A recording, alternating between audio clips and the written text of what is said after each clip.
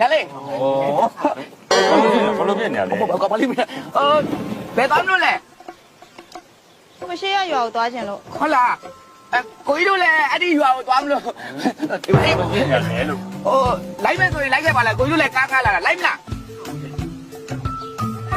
လာရွေးလာရင်မလဲ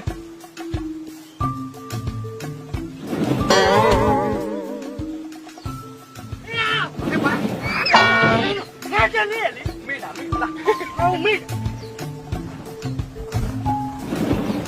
အနေတော့ကိုကြီးတို့ကြောက်လို့လား